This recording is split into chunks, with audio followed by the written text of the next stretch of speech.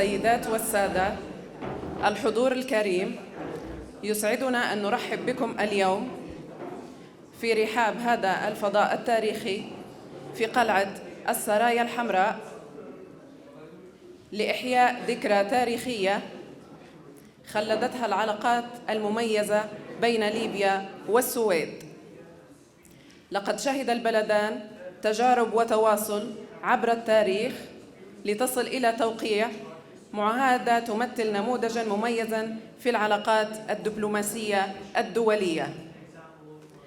وها نحن اليوم نحيي الذكرى الثالثة لاحتفاء بهذه المعاهدة بين ليبيا ومملكة السويد التي وقعت في مدينة طرابلس وفي هذه القلعة سنة 1741. أصحاب السعادة، السيدات والسادة، نتشرف بدعوة سعادة سفيرة مملكة السويد لدى ليبيا آنا بلوك مازويل، فلتتفضل بافتتاح مراسم هذا الحفل مشكورة.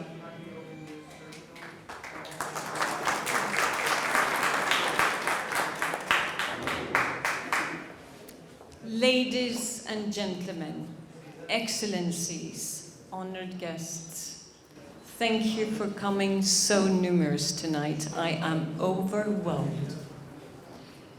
In a few days, on the 15th of April, and during the holy month of Ramadan, it will be exactly 280 years since the first peace, trade and maritime treaty between Libya and Sweden was signed. But diplomatic treaties aren't signed without previous negotiations. So, as Dr. Mahmoud Dik and Mr. Abdulmutallib Salem will soon explain more in detail, our relations actually started earlier. Thus, we are here in this historic site of Saralia Hamra, where the treaty was probably signed to celebrate 3 centuries of Libyan-Swedish relations. As in all historical relations, things have not always been easy. We have been at war with each other at least once. But the main reason why the treaty was negotiated, signed, and mostly upheld was, of course, for mutual benefit. On the Swedish side, the agreement ensured important trade and thus economic gains, not least buying salt from Suara. Salt cannot be easily produced in Sweden, as the water in the Baltic Sea is brackish. But salt was essential for keeping food, so we needed to buy it. And on the Libyan side, there was a payment for letting Swedish ships pass. A Swedish consulate was opened in Tripoli shortly after the treaty was signed, and Tripoli sent an embassy to Stockholm in 1773. There were probably other ones as well, still remembered in Sweden through a song by a famous and still much appreciated poet, Carl Michael Bellman. Today, I am happy to tell you that Libyans can be proud of a well-functioning embassy of Libya in Stockholm, led by His Excellency, Mr. Mohammed Ziani. I have not heard any poets sing of him, but I do hear lots of appreciating words about him, his team and his work, both from diplomats and business people in Sweden. This evening would never, ever have been possible without this man. Thank you.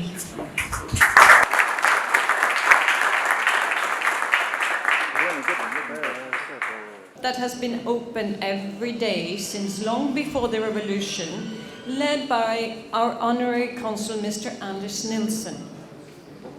Great work, Anders Nilsson. Ladies and gentlemen, in the last few months, Libya has shown the rest of the world that there is always hope. UNSMIL and the LDPF have achieved what long seemed impossible. The acknowledgement by the House of Representatives of the new Presidential Council and the Government of National Unity are important proof of this country, important proof that this country is back on track towards a better and brighter future for Libyan women and men. I salute all actors and all Libyans for enormous efforts. There are many challenges, as you're all well aware, and the road ahead will not be easy, but Libya has shown its will and its ability to move forward as a sovereign master of its own future. Women, civil society and youth should have an important role in Libya in the future. By using all its potential actors, this country has every chance for success. The important European visits to Libya in the last few weeks and the fact that many embassies are moving back to Tripoli are clear signs of the fact that Libya has friends that will support you through elections, reconciliation, and assuring basic needs for all women, men, and children of Libya. Sweden is a long-time friend and will continue to be there for Libya through many channels. We are an active member of the European Union, and I will come to the United Nations, of its projects and of the Team Europe efforts. Libya is well mentioned in the EU Commission communication on the new partnership with the southern neighborhood that will open new paths for cooperation. Sweden is also a major donor to the UN system, not least for the humanitarian aid and COVID-19 response. We are grateful to the whole UN system for marvelous work here in Libya. Through its consulates, the EU and the UN, Sweden is present in Libya, despite our embassy being situated in Tunis. The new Swedish MENA cooperation strategy from December last year also allows projects for supporting Libya in rebuilding a safe and peaceful society that Libyan women and men want. The feminist foreign policy of Sweden will always be based on the principle of international law and multilateralism, democracy, equal rights for women and men, as well as sustainable development are key values in everything we do and in all our bilateral relations. Ladies and gentlemen, tonight we celebrate 3 centuries of past Libyan-Swedish relations. But we also look forward on future bilateral relations. From both sides, we still want economic growth and gain on both parts, as well as cultural exchange. The Libyan embassy in Stockholm has plans for a Libya-Sweden business forum that I and the Swedish embassy in Tunis will do our best to support. To promote future cultural exchange, we invited gifted Libyan artists and musicians, women and men, whose work we will all enjoy tonight. Thank you, artists and musicians. I also want to thank the great team of people, and nobody mentioned, but no one forgotten, who have made this night possible. Thank you all, because Sweden and Libya are planning for another 300 years of great relations. Thank you all.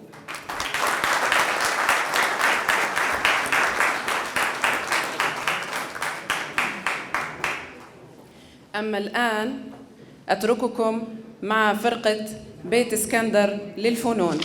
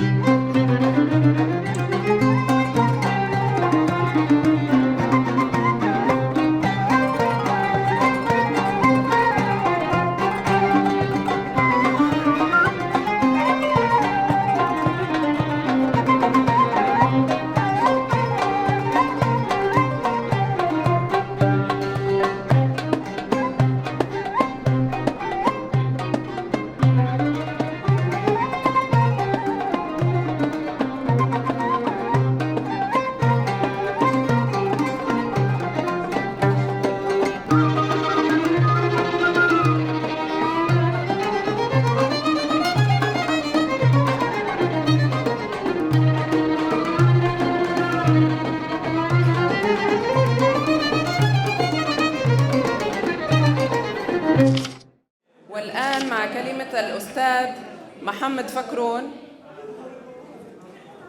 مراقب مصلحة آثار طرابلس يلقيها نيابة عن رئيس مصلحة الآثار، فليتفضل مشكورا. بسم الله الرحمن الرحيم. سعادة سفير دولة مملكة السويد، السيد قائم بالأعمال سفارة ليبيا بالسويد، أصحاب السعادة والمعالي، ضيوفنا الكرام، اسمحوا لي بأن ننقل لكم تحيات السيد الدكتور محمد الفلوس رئيس مصلحة الآثار الذي شرفني بالإنابة عنه مساء هذا اليوم، وكلنا تقدير وعرفان لمن ساهم في إماطة اللتام عن هذه الوثيقة التي سوف تبقى شاهدا على عمق العلاقات الإنسانية بين بلدينا.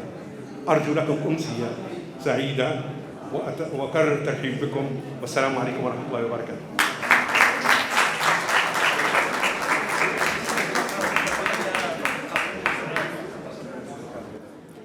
أصحاب السعادة، السيدات والسادة، ننتقل بكم لمشاهدة عرض تاريخي مختصر حول العلاقات الدبلوماسية بين ليبيا ومملكة السويد خلال 3 قرون. يقدم العرض الأستاذ الدكتور محمود أحمد الديك، وكيل جامعة طرابلس للعلوم الإنسانية، والمستشار بوزارة الثقافة السيد عبد المطلب أبو سالم، فليتفضلا مشكورا. قبل أن أتحدث عن العلاقات حاولت أن أشير إلى أن السويد لها عمق تاريخي ولها بعد تاريخي في شمال أوروبا، لأنها تعتبر من المناطق التي عرفت عصر الفايكنج. حقيقة هؤلاء القبائل أو الذين كانوا يسكنون هذه المناطق كانوا مقاتلين، وكانوا معروفين جدا بشعورهم المسترسلة، وكانت أكتافهم ضارية للحمرة وشرب كثيفة. حقيقة كان عندهم نوع من الشجاعة، لا يقبلون الأسر، يموتون في المعارك، وبالتالي كانوا يفضلون قتل أنفسهم على الاستسلام، حتى أن الإمبراطور القسطنطينية قدم حراس لهم. القبائل الفايكنج لعبت دور كبير جدا بعد المعارك والحروب التي شهدت أوروبا. تحولت هذه المنطقة اللي هي منطقة اسكندنافيا والدنمارك والنرويج إلى التحول التجاري، بمعنى أنها تخلت عن الصناعات العسكرية والحروب، وبدأ الدخول في معترك اللي هو تجارة البحر المتوسط. وهذا حقيقة هناك أدلة تاريخية، حتى يعني وجود بعض الأدلة والعلاقات الإسلامية سواء كان في الأندلس أو صقلية مع قبائل الفايكنج وغيرها. هذه هي حقيقة أعطت بداية عن السويد التي أصبحت مملكة فيما بعد، وأصبحت دولة قوية التي تفتخر أن عندنا علاقات متميزة بها. باش نشير ان البعثات الدبلوماسيه او القناصل هو في الاساس كان عباره عن شخص مهمته يقوم برعايه المصالح التجاريه في الاساس قبل ان يتطور مفهوم الى مفهوم سياسي. فكان ارسال القناصل في القرن الثامن عشر هو لرعايه المصالح التجاريه. غير ان التمثيل القنصلي لم يكن متساويا ومتوازيا بين الضفتين، بين الدول الغربية وبين دول شرق أفريقيا، حيث أن الدول الأوروبية كانت في الغالب ترسل قناصل مقيمين مثلنا، مثل في طرابلس، في تونس، في الجزائر، في مراكش، بعكس دول شمال أفريقيا التي كانت بين فترة وأخرى ترسل مبعوثين لكن غير مقيمين أحيانا لتجديد اتفاقيات أو أحيانا تكون هناك مناسبات مثل تتويج ملك جديد. ان الحديث الدبلوماسي الليبي وبتحديد مصطلح السفير والمبعوث الليبي من قبل القناصل وبعده سواء في زمن السلم والحرب يؤصل عمق هذا الارث الانساني وحامله من قيمه عاليه سواء في ابعاده اللفظيه او في مفاهيمه او حتى في اداء وظيفته السياسيه والدبلوماسيه، فهو يعكس واقع متميز الهويه الليبيه في خضم الصراع الدولي ومدى قدرتها في التعامل مع الاخر. ان تكليف سفراء وممثلين غير دائمين في الدول الاوروبيه في اماكن بعيده سواء في لندن، في باريس، في نابولي، في الهاي، ستوكهولم، فينيسيا، اسبانيا، كوبنهاجن، الحقيقه كان فيه نشاط تمثيل دبلوماسي كبير جدا جدا. أصحاب السعادة، السيدات والسادة، وفي الختام ندعوكم للاطلاع على رواق الفن والإبداع تقدمه المبدعات الليبيات في معرض المرأة الليبية للفن المعاصر مع سماع معزوفة من الدكتورة عائشة الفرجاني.